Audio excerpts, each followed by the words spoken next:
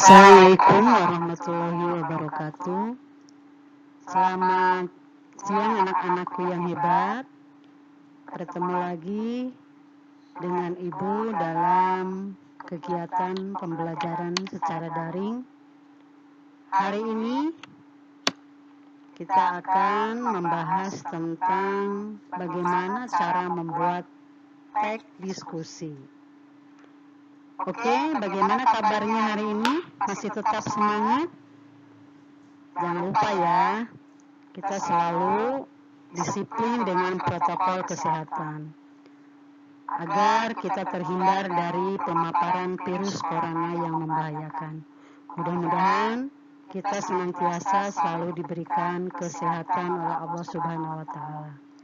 Oke, coba materi kali ini bagaimana tentang menulis teks diskusi.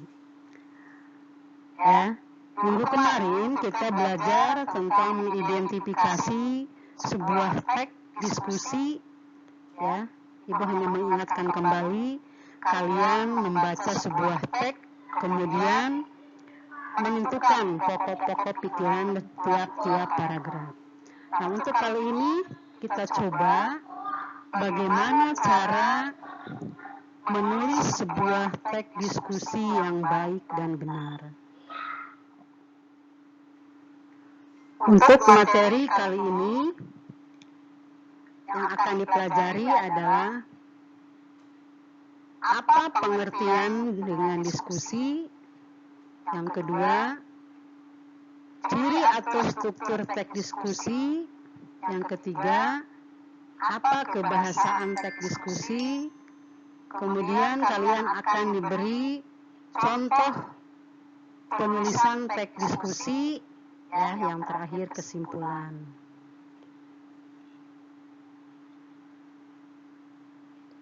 Kita coba perhatikan apa sih pengertian dari teks diskusi itu. Ya, seperti kalian ketahui, kegiatan diskusi itu sering kalian lakukan dari mulai kelas 7, kelas 8, ya.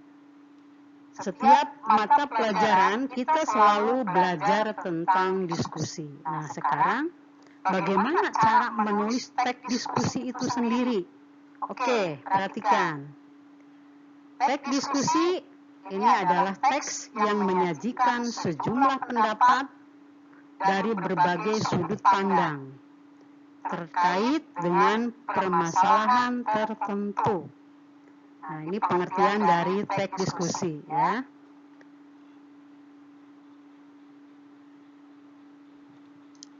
Ya.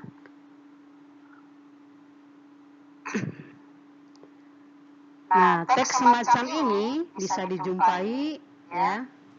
Kegiatan-kegiatan diskusi itu bisa dijumpai pada rapat tentang penyusunan kegiatan OSIS atau dalam rapat RT misalnya tentang sampah.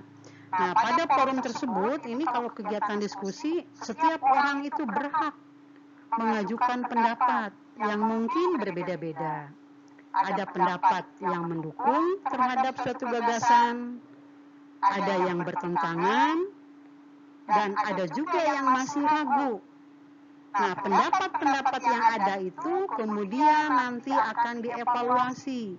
Apa keuntungan dan kelemahannya? Mungkin pula tepat tidaknya. Nah, yang terakhir, kemudian diakhiri dengan sebuah simpulan. Jadi, teks diskusi itu mengangkat suatu isu, ya, yang bersifat pro dan kontra. Apa itu pro? Artinya ada pihak yang mendukung atau setuju.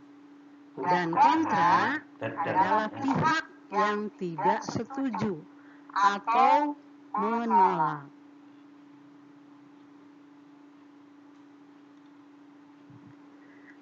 Itu tadi mengenai apa pengertian dari sebuah teks diskusi. Nah, bagaimana cara membuat teks diskusi? Nah, ini harus mengacu kepada struktur teks diskusi, ya, supaya kalian membuat teks diskusi itu benar sesuai dengan aturannya. Apa sih struktur teks diskusi itu? Nah, ini terdiri dari 3 bagian. Yang pertama, kalau kalian akan membuat sebuah teks diskusi, yang pertama diangkat adalah pengenalan isu. Apa itu pengenalan isu? Yakni berupa penjelasan awal mengenai topik ataupun masalah ataupun bahasan tertentu. Ini yang bersifat kontroversial. Apa itu kontroversial? Yang bersifat pro dan kontra. Yang bersifat mendukung atau tidak mendukung, setuju atau tidak setuju. Ini bagian pertama. Jadi kita membuat teks diskusi itu harus sesuai dengan strukturnya. Kita lihat bagian kedua. Dalam sebuah teks diskusi, bagian kedua adalah paparan argumen yang mendukung dan paparan yang menentang. Kedua-duanya, baik argumen yang mendukung maupun yang menentang, ini harus disertai dengan sejumlah fakta, sejumlah alasan, sejumlah pengalaman-pengalaman ataupun pendapat dari sumber-sumber tertentu yang mendukung kepada argumen yang kita bahas. Oke, bagian ketiga ini adalah penyimpulan atau simpulan, berisi rangkuman ataupun rumusan jalan tengah antara argumen yang mendukung dan argumen yang menentang. Nah, inilah ciri dari sebuah teks diskusi harus berdasarkan pada struktur penulisan teks diskusi. Dalam membuat teks diskusi pun harus dilihat dari kebahasaannya, ya.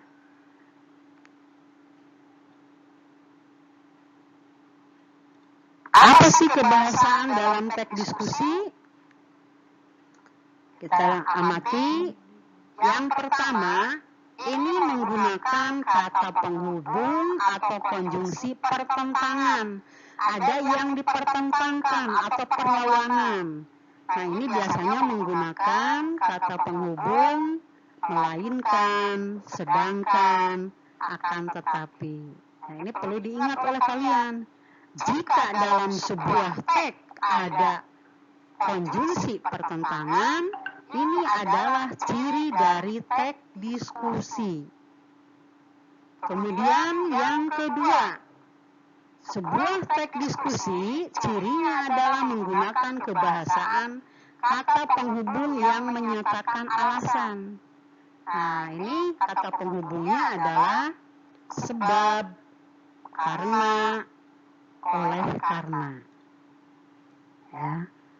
Nah, yang terakhir dalam penulisan teks diskusi, ciri kebahasaan yang ketiga, menggunakan banyak kata teknis yang terkait dengan masalah yang menjadi fokus diskusi atau yang terkait dengan masalah yang dibahas. Apabila masalah atau isu yang dibahas itu berkenaan dengan pendidikan, maka kata-kata bidang pendidikanlah yang akan muncul. Misalnya, ya, dalam bidang pendidikan ada kata-kata tentang misalnya pendidik, ada kata misalnya tentang kurikulum, ya. Kemudian ada program-program dari Kementerian Pendidikan, ya. Ataupun ada kata ranking, itu masalah pendidikan, ya. Atau misalnya masalah lainnya, misalnya bidang sosial, ya. Nah, kata-katanya yang akan muncul itu disesuaikan dengan bahasan yang kita bahas. Nah, supaya kalian lebih memahami, ya, nah bagaimana cara membuat teks diskusi, nah Ibu akan berikan contoh teks diskusi supaya kalian lebih memahaminya dengan jelas. Tolong amati, ya, ini contoh teks diskusi bagian pertama, yaitu pengenalan isu, atau bisa juga dikatakan ini sebagai pendahuluannya. Nah, isunya di sini adalah Ibu sengaja memunculkan ini yang kontroversial, ya. Sekolah membuat peraturan dalam penggunaan telepon genggam di sekolah. Salah satunya dengan melakukan inspeksi atau pemeriksaan isi telepon genggam siswa. Peraturan ini menuai banyak pro dan kontra antara privasi dengan ketertiban di lingkungan sekolah.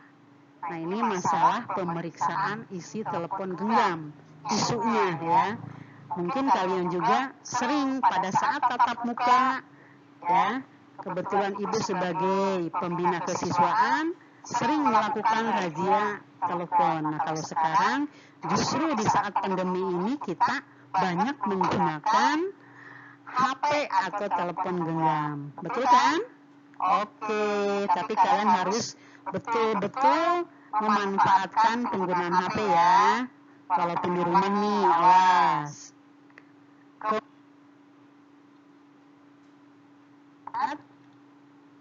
Bagian kedua, ini bagian argumen, ya. Bagian argumen-argumennya atau bagian isinya. Nah, kita lihat dalam argumen itu ada argumen yang pro, ada yang pihak mendukung, dan ada argumen yang kontra atau pihak yang tidak mendukung. Nah, bagaimana kalau ada argumen pro atau yang mendukung? Nah, kita lihat, kita baca, ya. Peraturan penggunaan telepon genggam perlu ditegakkan. Nah, ini yang setuju, ya. Dengan peraturan penggunaan telepon genggam ini perlu ditegakkan, katanya. Pemeriksaan isi telepon genggam siswa harus dilakukan. Siswa sekarang cerdik. Kemajuan teknologi dan kecepatan informasi dapat membuat siswa mendapat asupan konten atau hal-hal yang tidak dapat diawasi orang tua.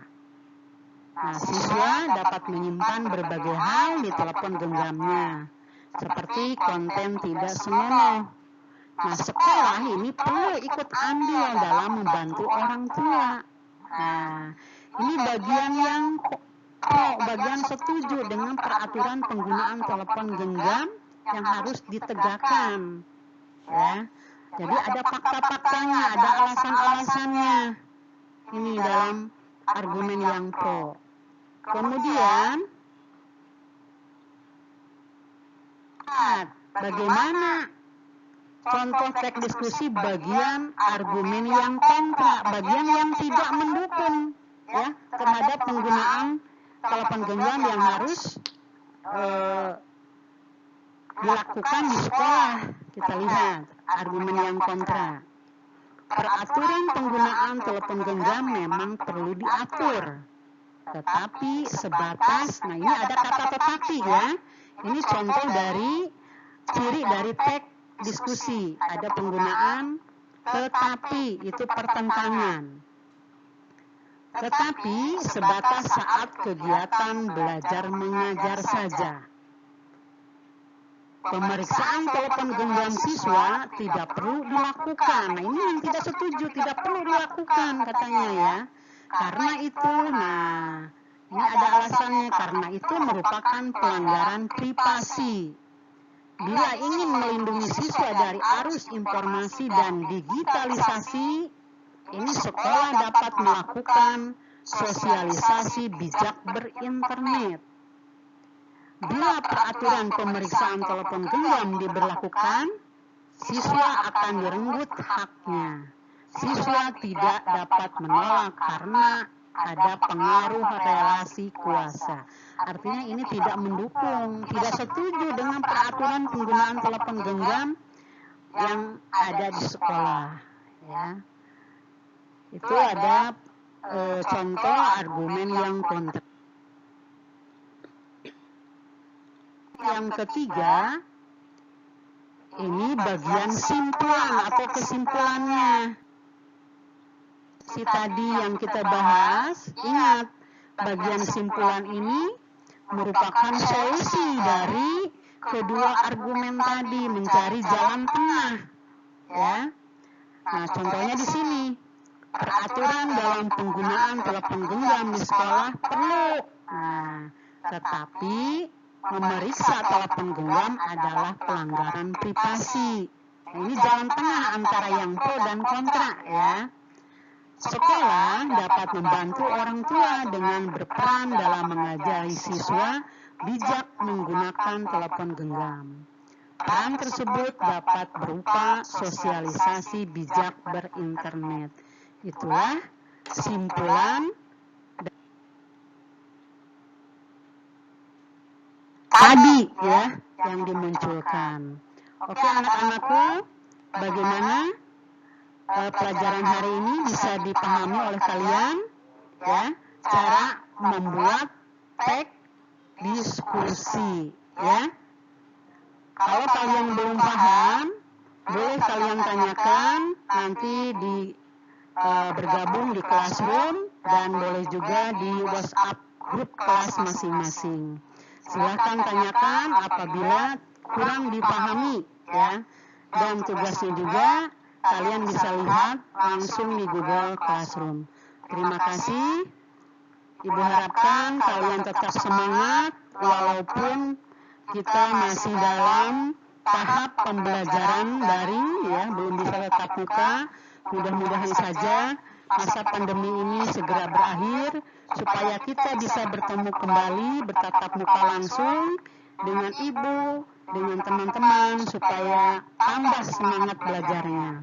Tapi walaupun demikian, kita harus selalu optimis bahwa pandemi pasti akan berakhir. Oke anak-anakku, terima kasih atas perhatiannya.